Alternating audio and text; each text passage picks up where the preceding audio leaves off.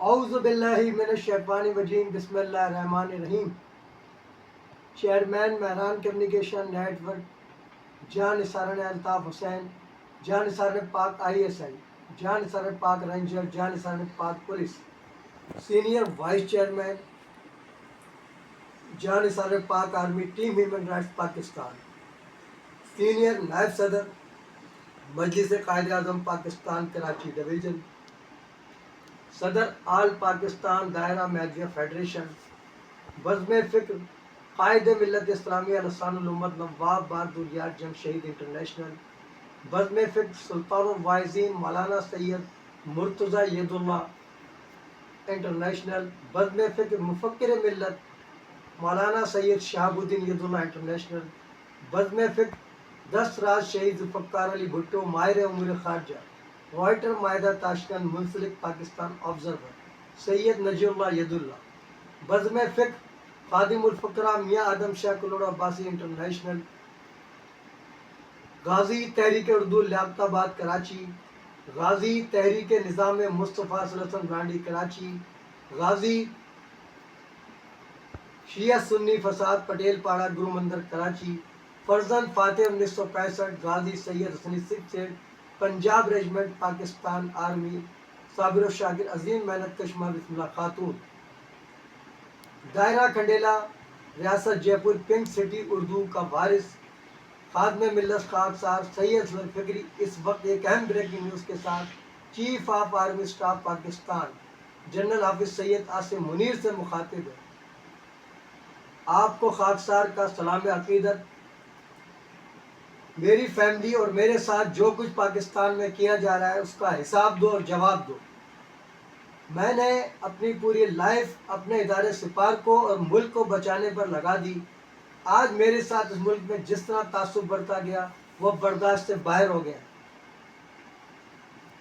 یہاں کی پیدائش ملک کو بچانے کے باوجود جب ANC کا بندہ مجھ سے انکوائری کرے، اس کا نام ہے محمد بھوٹا، جس نے دوران سروس مجھ سے سوال کیا کہ تو کون ہے؟ میں نے کہا میں پاکستانی اور مسلمان ہوں۔ وہ جواب پر تل ملا گیا، کہہ رہا کون سی زبان بولتا ہے؟ میں نے کہا اب آیا نا اصلیت پر جو تو پوچھنا چاہتا ہے۔ میری مادری زبان بھی اردو اور میری قومی زبان بھی اردو ہے جو عین میں موجود ہے، لیکن یہاں نہیں اس کو مانا جاتا۔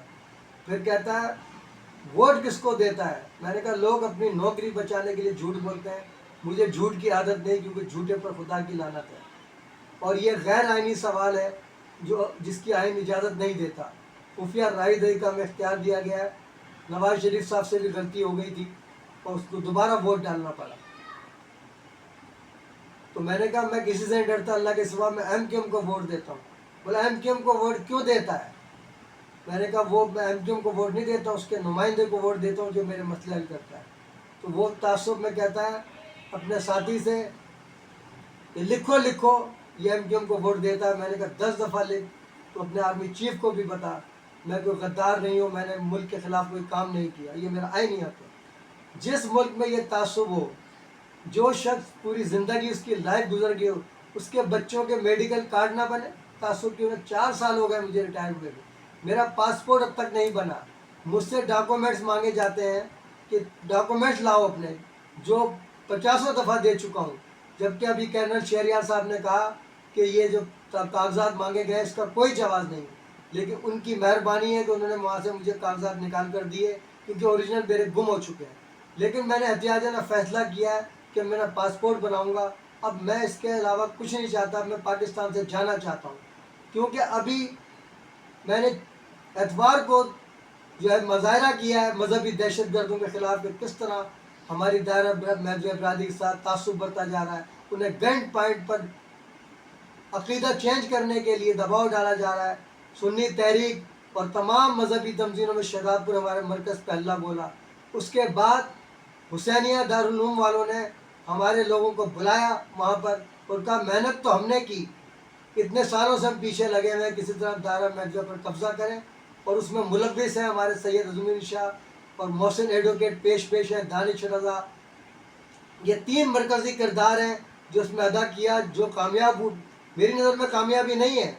ابھی میں اپنی مامی کے انتقال پر شہزاد پور گیا، تو ان کے پیرول پر کام کرنے والا میری برادری کا منحرف دہشت گرد کریم شاہ جی نے مجھ پر قاتلانہ حملہ کیا، اور اب مجھے تھریٹس ملی ہیں دارالحسینیہ سے کہ آپ ہماری ہٹ لسٹ پر ہو، تو میں پھر لعنت بھیجتا ہوں ایسے پاکستان پر آرمی چیف صاحب۔ میں اب انڈیا جانا چاہتا ہوں، میں اس پاکستان میں رہنا نہیں چاہتا جس ملک میں ہمیں تحفظ نہیں، ہماری عزت محفوظ نہیں، حق نہیں ملتا۔